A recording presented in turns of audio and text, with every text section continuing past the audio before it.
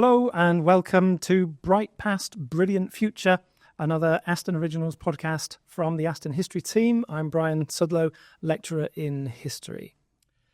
In today's podcast, the last of 2024, I think we are celebrating the launch of Archives and Emotions, International Dialogs Across Past, Present and Future, published by Bloomsbury and edited by my guests today. So let me introduce them. First of all, on our screen, we have Dr. Valeria Vanesio. Valeria is a lecturer at the University of Malta in the Department of Library, Information and Archive Science. She's an international associate of the Malta Study Centre. She has done very important work on the archives of the Order of Malta, the subject, in fact, of my first podcast with Valeria last year. She's done work at the Vatican Library and in other major libraries. Valeria, you're very welcome. Thank you so much, Brian. Let me introduce our other guest today, who is Dr. Ilaria Scalia, well known to anyone who watches the history podcast from Aston Originals. Dr. Scalia is a senior lecturer in modern history here at Aston University, and she's also the newly appointed head of the Aston University Archives. Ilaria, welcome. Well, thank you. Thank you for having me. And I just want to dwell for a second here. We're going to focus on the book, and we're very glad to have you both in the studio to talk about the book. But I just want to dwell on something that the Vice-Chancellor, Alex Subich, wrote yesterday to the university, and I quote, "The Aston University Archives represent much more than a collection of artifacts and documents. We are preserving the institutional memory and our shared legacy, offering inspiration for teaching and research, honouring our past, inspiring our future." Yeah. I think that's very much going to be the agenda of the archives, right? Yes, it's going to be the agenda of the archive. It's been the core, or what I have been doing with a team of people here at Aston, but also what we really have been thinking about and reflecting about with Valeria throughout this project. Right. It's the core of what is the meaning of what we're doing. We're not just talking about stuff. We're talking about what it means, what it represents, what it tells us. In other words, this announcement couldn't have been better timed because it's come out in the very moment when this new book has been launched. So, Archives and Emotions. This is your new book. You've edited it together. You've written parts of the book. You've brought it to gestation, to its birth. We might get back to that subject at some point. Really, we're going to be getting into this. And I think the way to begin is just for you to tell us a little bit about your own paths that have led to this book, because in different ways, the different dimensions of this book reflect your own individual paths, don't they? Valeria, let's start with you, I think. Tell us what path led you to this book. Well, first of all, I'm trained in Italy, and I'm very traditionally trained into an historical archivist. And so when I moved to Malta to teach at the University of Malta, we know Malta is a former colony, it has a very fascinating and complicated history as well. I started questioning myself, which is the best way and which are the best manuals or books or approaches I can use to teach my own students and to train future Maltese archivists. And then, even if I'm very proud of my own training in Italy, I realized which are my own limitations as a professional and also as a young academic, and how much I had to discover or rediscover other archival cultures or other different archival traditions coming from the other side of the globe, for example, and also confronting myself with all of these realities. And another important point, because we don't talk enough to each other, right? Even within the same discipline, it was collaborating with historians and with other, researchers, the users of our own archives in a way. And this opened up a lot of different windows in my own mind and experience, because I also realized how much as professionals we don't communicate enough what we do, no? Which is our own role for society as a whole as well, and how much this would be important, being transparent for advocacy as well of our own profession. No? There is an ethical implication in that. So when I met Ilaria, I learned a lot from her. Of course, I'm very grateful for this spectacular friendship and scholarly adventure, because of course I managed to explore so many different, aspects of the discipline, my own discipline, and also to question how I can improve as an archivist and as a lecturer as well, and as a citizen, right? We are all part of the same larger society, and we have a lot of work to do all together for this. Let me come to Ilaria. How about your own path then? And by all means, take us back a little bit through some of that research that then comes and underpins this book. Yes, I was eager to jump in on the very point, because for me as well, it's been a wonderful journey of discovery to re-understand my own place and my own discipline through Valeria and through hers. And so I began this project after many years of research, actually, and many archives that I had visited. I began my career as a scholar of international history, and I looked at exhibitions, international exhibition of art. And by definition, this was a topic that took me to all sorts of different archives, the larger, the national ones, the very small of private collectors, archives or art galleries, of institutions, of museums in many different countries. I just always had projects that led me to go to many different repositories. But I never quite thought about the archives the way in which then we engaged to do together. So after studying the history of international exhibitions, really as a political phenomenon, then I wrote a book called The Emotions of Internationalism. And this one, this came out a few years ago. It was published in 2020. And in this one also, I visited all different archives, trying to follow institutions of different kinds. In culture, in health, I looked at international sanatoria, all different things. I looked at educational institutions. I looked at leisure, tourism, these kind of things. And that's when I really began to structure my own thinking about the fact that any topic that we're talking about, in the end, is going to have an international angle. In the end, it's going to have to be studied across border. I came of age at this moment of transnational history.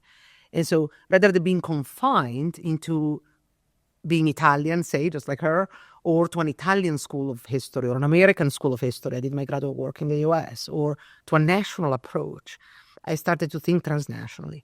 And also to think about culture as something that is made by different people. That can be, the archivists, that can be the historians, but can also be all the people who produce those materials and who read them. And that's then where I was when I was fortunate enough to meet Valeria and to start thinking about a new project that then became an archive project and also a monograph I'm writing right now. And perhaps shall we acknowledge Dr. Daniel Gullo, who was instrumental in helping us meet. He was my first mentor when I started working as a historian, trained as a historian, but he's a medievalist with exceptionally strong paleographical skills and language skills and so on. And he ended up developing later on a career as a curator of the Malta Study Center where Valeria was working. So he had a crossover career. And very few people do that because it's more comfortable to sit in one's own discipline. And it was because of him and his thinking and instinct to think that we would get along as we do, that then we got together. So we need more Daniels in this world that do that. Definitely. I mean, my own professional experience suggests that the most exciting and the most creative times in research tend to come about when you put very diverse people in the same room, yes, and then see exactly how their skills, how their knowledge, how their approaches hybridize, and then create something new, create something original. Look, thanks very much then for giving us a sense of where this book has come from along the path of both of you. So let's turn to the book, Archives and Emotions. That's such a lot is contained in that very, very brief title in a way. Although we do have the secondary title of International Dialogs Across Past and Present. Let me start though just by asking you about what we mean by archives. I mean, archives are very different, aren't they? As you were talking, Ilaria, I was thinking about my own experience in archives. When you've been to one archive, you've been to one archive, and of course there are some things one can generalize. There are other things one can't generalize. So what do we mean by archive? This is a very challenging question because it's not easy to provide a unique definition of archives. Now, in practice, if we want to try, as I always explain to my students, for example, we can define archives as a set of records, produced, accumulated, preserved, and also sometimes destroyed. This is important to be said, of course, by organizations, individuals, families, communities during their own life and activity. However, archives have mostly, until now, been confined to their own traditional legal and administrative purposes. And for this reason, for example, of course, these characteristics are still there when we discuss about institutional archives, state records, official documentation produced by institutions. But it's very difficult, especially coming from a traditional training, a traditional school of thoughts, to remember. We tend to forget that archives are the product of society. They are social constructs. So at the end of the day, they change and they transform with society. And so consequently, they are embedded into emotions, while emotions were considered something impervious for archives, right? Not so well linked to the world of archives, like for the other sides of knowledge, like such as art, museums or libraries, for example. We can think provide just an example. Community archives, These are collections of documents created to preserve, protect, and reconstruct the memory of marginalized communities, which were often silenced into institutional archives, for example. Or there are today so many different manifestations of digital aggregations which pose new challenges to the very definition of what an archive is, The difference is in terms of provenance or the nature of these documents, which is ever-changing, ever-evolving in a way. And so there are multiple ways of thinking and also doing archives. And our volume wants to acknowledge this complexity, wants to acknowledge this fluidity, if we might say. And we would like, of course, to contribute to this wider discussion about how to rethink archives, how to redefine archives in this broader field of critical archival studies, and how to do that with a multidisciplinary approach, because archives are of everyone, They are made of everyone, made by everyone, and they are for everyone. What strikes me is the great variety of motives behind the keeping of archives. Some archives are there by statute. They're there by law. They have to be there. Other archives are there out of, let's call it pure amateur interest in a way. I mean, it might be a topic that's extremely important, but perhaps it's an entirely private initiative. On the other hand, there can be then, archives which are institutional, as in the case of the Aston University Archives. That's a wholly different project, but which, of course, has only started in recent years. And there's a story in itself to be told about a period in our institution's history where archives was just simply not considered to be something that was needed. Ilaria, over to you. Well, the reason why I wanted to pass it along to Valeria right away when you asked me what are archives is because if you asked me that question, after many years of archival research and many years of training, but before meeting Valeria, my answers would have been much shorter. I would have told you archives are the places where we go to get our stuff. The primary sources is the market or the butcher shop for the cook. We're the cook and we go there to get the stuff that we need in order to write our books, our articles, in order to understand the past. But despite a very thorough training, despite having been to many different archives, I never really thought about elements like, are they maintaining this? Did they preserve this because they were legally obligated to? Or did they choose to? There's one question I never asked myself. So the motives. The motives to begin with, right?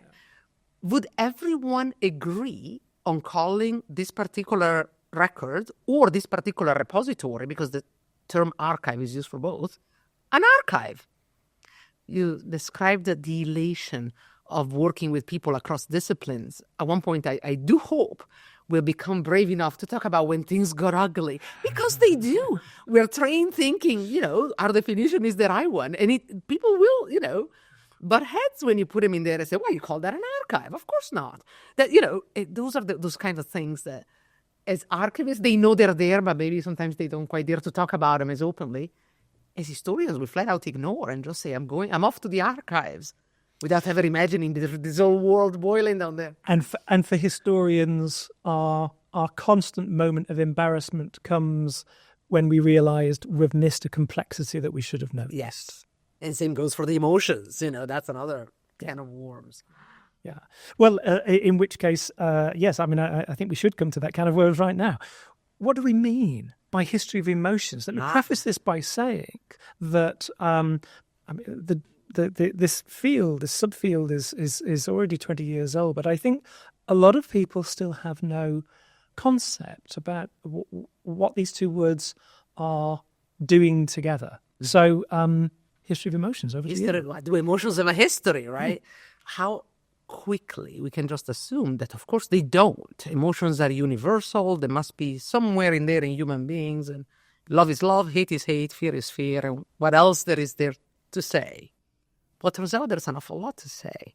As soon as we start thinking about any of these, let's pick love just because happier than hate or fear, but what individually we might consider this counts as love might change from one to the next, might differ according to groups. We certainly know it differed according to time and place.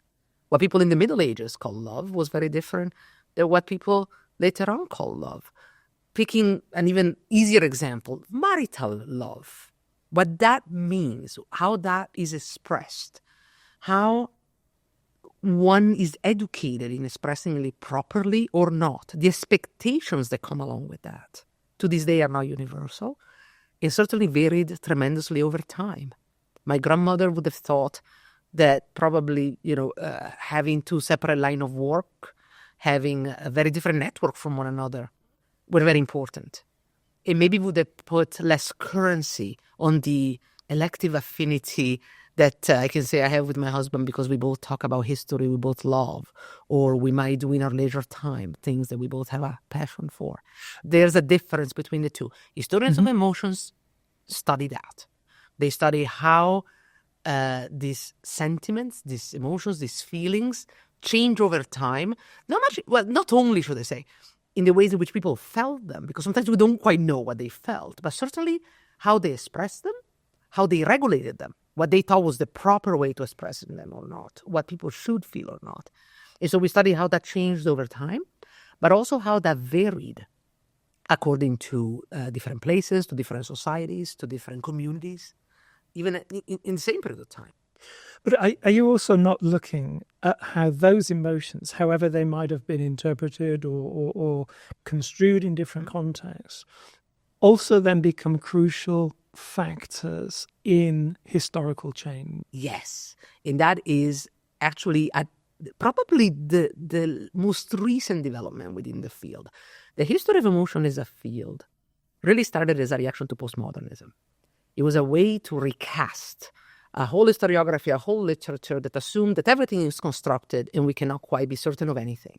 And so there was a whole movement to say, well, wait a minute, there must be sensations, there must be things that are just so tactile, olfactory, or connected to feeling that surely we can say actually exist. They weren't quite constructed. A famous book was by Lynn Hunt on the feeling of being in the center of the French Revolution. If you're surrounded by, thousands of people screaming, you see a head on a picket, surely there is something there that wasn't just made.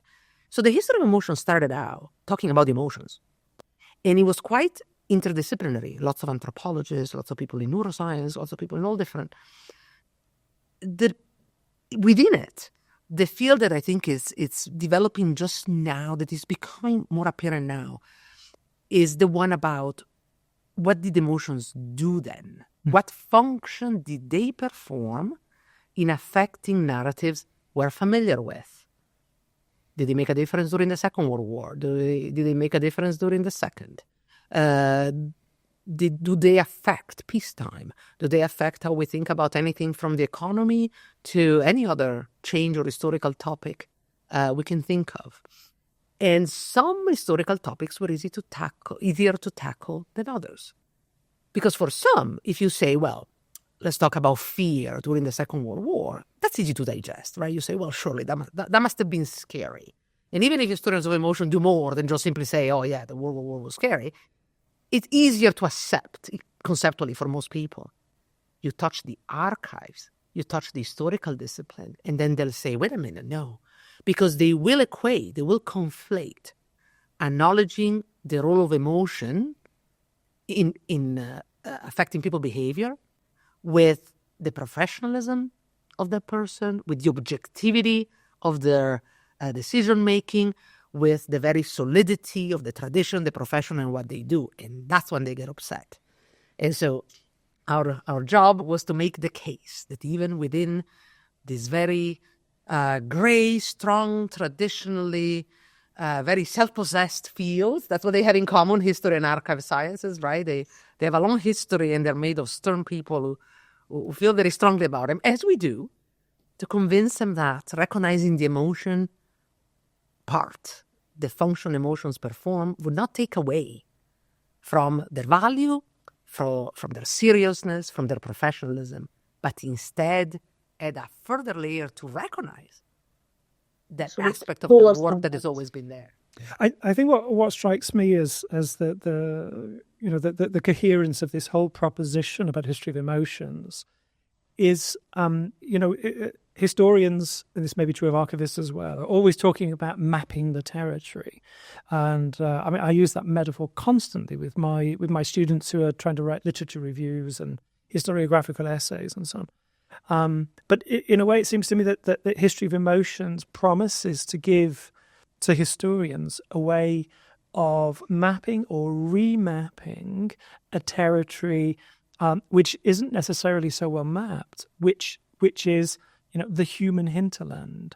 What goes on behind, insofar as one can piece it together from the traces that are left. Of course, that's as is it Lewis Gottschalk says, history is the what's left over and what's then remembered of what's left over, what's been analysed of what's been remembered of what's left over.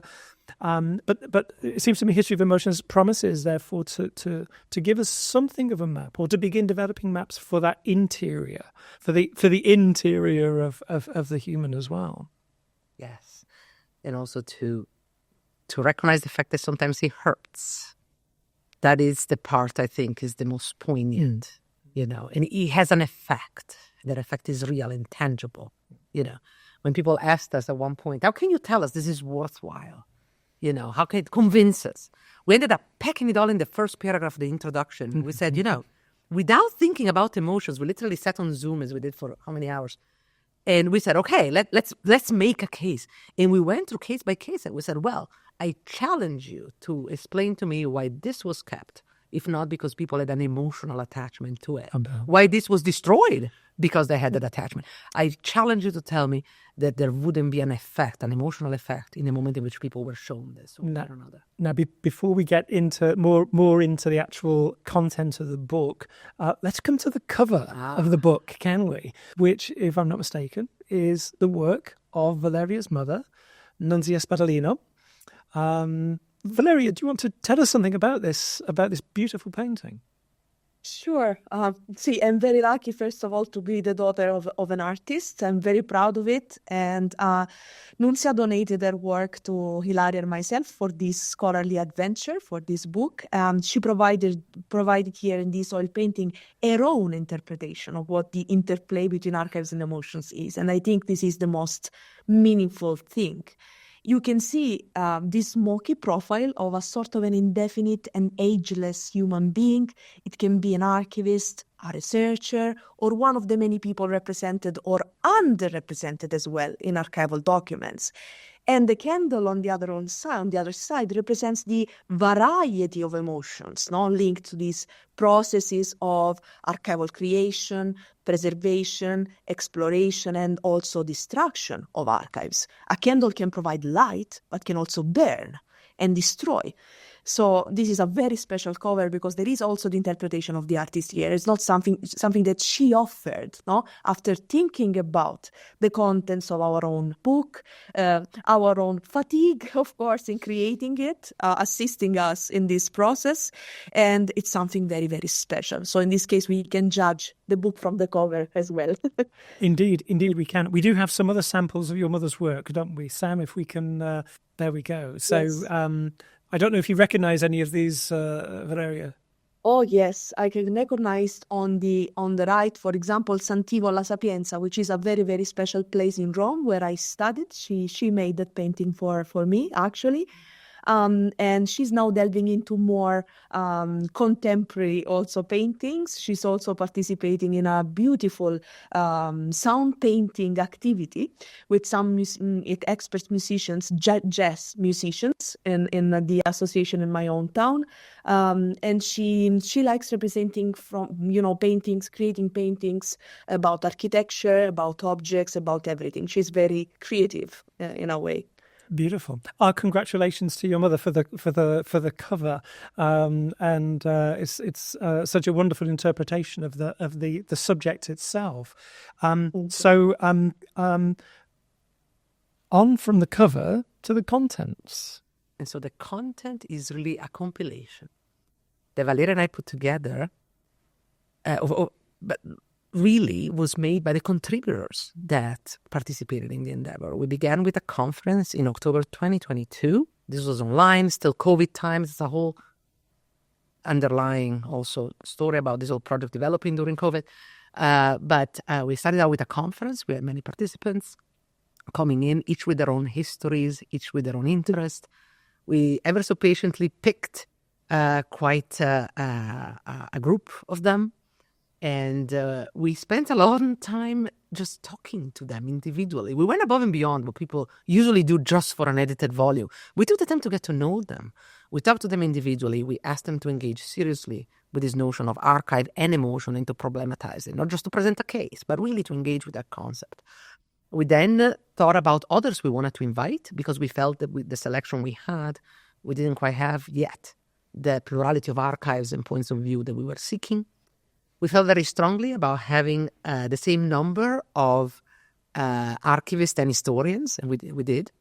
And so we went through this whole process, and then we sent the proposal to Bloomsbury. Bloomsbury, of course, this was part of a series which is incredibly now well known. There are names that really we are honored to accompany ours with that truly defined our field, and so they wanted it to be part of the series, and therefore you needed to have, the heft required for such an endeavor. And so they used our group as a starting point. They suggested even more, so we sought out even more perspectives. And we really embraced this process. And the contributors did too. Here now would be probably too long to read all the names. There's many of them, and they come from all different countries. They come from all different stages of their career. There are really big names that we studied in graduate school, and we were, trembling to email when we contact them. There were others that are very young, just out of school, still training, postdocs, people with golden academic posts and really institutional, bearing columns within academia. Others were independent scholars who have contracts and really work from place to place. There is a plurality here. And so what we sought to construct in bringing them together was first a serious engagement with the theme of the book, but also a community, a group of people that would talk to each other. And we really took that time to foster those conversations. And then we crafted an introduction building on what we learned. And so the introduction itself then became a work self-standing. Valeria, can I just come to you just to comment a little bit on your own, part in the process that Ilaria was just talking about? Absolutely. Well, it was, as we were saying, a very challenging operation, but also very rewarding. We managed to create this community of friends and colleagues as well. We are now in contact also for different, parallel projects and research. And the process was difficult, as we were saying, from an emotional point of view, like, right, Ilaria? Even this labeling process, how to define emotions within each chapter, or how to define archives within each chapter, how to find, these general definitions or common pathway to try and have a dialogue, create this fruitful dialogue, was a really, really complex and emotional operation. And this was, for me, I think, the best thing I learned throughout the process, know how to really, really speak to the others, dialogue with the others, and also rethink my own profession in this way. On the background of this research, of this work, actually, there is this main goal, creating a permanent forum, a permanent fruitful dialogue between archivists, historians, academics, practitioners, and people coming from all over the world, different stages of career, and etc. And because we don't talk to each other enough. And most of all, the main objective is to recognize each other's roles and try to understand how we can really collaborate in doing that, acknowledging all the emotions involved in these dynamics in our own daily job. If I can be more practical, for example, we as archivists, we select documents. We decide through a process called appraisal what needs to be preserved forever and what can be disposed of, what we can destroy. And all of these processes that we pretend to be objective throughout, they are not. Beside all of our own training, there is an emotional component. There are biases. There are our own backgrounds in all of it. And if we lack this kind of transparency, we historians, looking at this folder or box in front of them, we are not transparent, and we are not ethical. We are not working ethically. And at the same time, our own colleagues, historians, archaeologists, and many other people involved in the volume, for example, they don't question all of these processes. Can I ask you? I mean, in a book like this, it seems invidious to focus on one paper or another. But I just want to ask you, what do you think is the most controversial thing that comes out of the book, or if not controversial, then what's the most original contribution here that you're trying to make? I think what we did, particularly in the second part of the volume, the one that Valeria described is the first part of the volume, when we talk about, in a number of essays, how the emotions intervene in the shaping of the archive. But then in the second part, we talk about how the archives shape in turn, archives that make people elated and happy, and archives that hurt, archives that can traumatize, archives that can ethically really challenge us to think about what's the right way. And I think what this volume does is putting the finger in a spot that can be quite painful for our societies, but it needs to be done. And I guess we took it upon ourselves to do that together with this group. It's very easy to become enamored with one's training, one school of thought that can be archival, can be historical. It's easy to become enamored with technology, right? And to say, well, we have our boxes and our structure and our papers, and that's the right way. Or to say, oh, no, now we have everything on microfilm, and that's proper and organized. Or, now there's digital, now there's AI, and this is all going to sort it. And that's simply not the case. Doesn't matter what the technology, doesn't matter what the school. We have to become aware of the fact that in the moment in which we make choices, we're giving people voices or we're silencing them. We are highlighting parts of the past that are empowering for some. We're also endangering others sometimes, but the very act of doing that. And especially in the digital age now, where dissemination is so much quicker, and Valeria has a much stronger profile than mine when it comes to digital things. She said she does digital humanities, she's very involved in these processes. It's very quick to go from, say, a photo in an archive to something that goes viral online that then gets animated through AI and then used in some other way.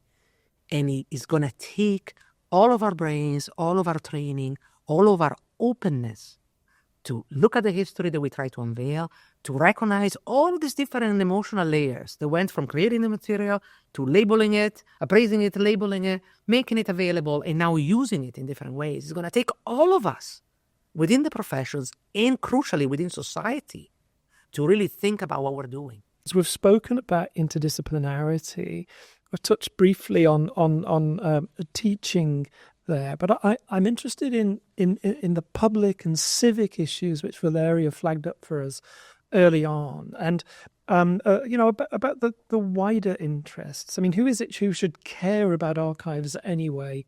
Why should they matter to society? How does that? How should they be part of that societal life? It's a very good question that I think each and every one of our contributors, in a way, addressed one way or another, and often sometimes disagreed upon, as sometimes we did as well, even among each other in some ways. Many archives, and in the older archival traditions, used to be connected to the state, well, to religious institutions, and then to the state. Whoever had power had an archive. But the reality is that the more we widen the definition of archive, and the more each person then becomes an archival creator, and certainly an archive in themselves, right? We all have objects, papers, things that we own. And the more we live in democratic societies and we recognize the power and the duty of our citizenship, the more then we can no longer just hide and pretend that the archives are for people into family history, and the other 5 who must be historians or land surveyors, and they can just pretend they don't exist. In the moment in which we own our citizenship, then we have to become aware of what we do with our own things, what we save and what we don't, what we do with other people's things, on our work, in our workplace, in our hospitals, in our societies, in our daily life, and what that means then at the societal level. And conversely, we must become active citizens in making sure that the democratic structures in which we live, there can be a state, but also at all the local levels, down to the council, local councils and local institutions, save those papers, we access them, we become active users and carers for them. That is our joint history, that is our joint responsibility. That's where the civic value, I think, matures more and more. Valeria, as an archivist, how do you see it? As an archivist, also as someone who's working in quite a different situation from our own, how do you see this? Absolutely agree with Ilaria. Of course, archives are places of memory, of identity, of rights. They are for citizens, most of all. We didn't want to forget them at all in our own, book and in different contributions, even if the main urgency is to put in dialogue archivists and historians. But at the end of the day, we work for the others. We work for society. We work for citizens. And once we all feel involved in this process, because we are involved in this process, sometimes because our own papers, our own documents, we are represented or underrepresented in these institutional archives or other kind of archives, or we are active actors in creating community archives, for example. Once we feel involved and we recognize this right to do so, and also the duty of doing so, absolutely, that will be a way in which also archivists will feel co-creators of, these realities. We will feel also, we have to feel citizens and users of archives at the same time. No, we need to reverse our own perspective to truly work in the right direction. And I think this, as Ilaria explained, is the real ground in which we can fight together for our own rights and also learn how to work towards the best, from an ethical point of view, as professionals and as citizens as well, all together with the community. It seems to me that this contribution, Archives and Emotions, then is really proposing some important questions that should be part of these debates, which are not just for archivists, not just for historians, but also then for the wider members of society. Let me just mention here, the National Archives will be hosting an event for the launch of this book, and we'll make sure there's a link to that event. That's a hybrid event, isn't it? So in person and online. So anyone who's watched this and is interested can sign up to join either online or in person. That's on the 23rd or 4th of January. 23rd. 23rd of January at Q. We'll put the link down there. So at Q, it's I think it's outside of London. Yeah. It's a mark. Yes, just outside London. I think it's a mark of great honour and shows how important your own colleagues are seeing this contribution to the field. Just let me round things up then. I mentioned Marshall McLuhan before, but let me mention Joni Mitchell now. You don't know what you've got till it's gone. And archives are all about that in a way, aren't they? There's always that opportunity within archives to find something that you thought was gone, perhaps a lost voice. I think that links very much to the democratic side of the archive, doesn't it? Speaking as something of a historian, I think we have to say thank you to archivists especially for what they do, and hopefully the collaboration between archivists and historians will be ongoing. I think I need to draw this to a close. It's a little bit longer than we expected, but there was so much to say, and I think so much to discuss. So let me offer a vote of thanks. There were 5 people involved in this podcast. Yes. There were our guest, Dr. Valeria Vanesio. Thanks very much for joining us. Dr. Ilaria Scalia here in the studio. Behind the cameras, Sam, the producer, who's produced all of our wonderful Aston Original podcasts and does it brilliantly. Thank you very much, Sam. There's also a 5th person. He's like the 5th Beatle.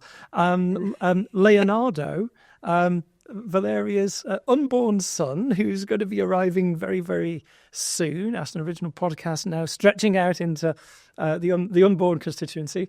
Valeria, keep well, and Leonardo should be with us in early Jan, right? Yes. Early Let's January. hope. Okay. Thank you very much for your contributions. Thanks for this wonderful conversation. Thank you so much for the forum, for celebrating this with us. It was a pleasure. And thank you again for watching, and goodbye.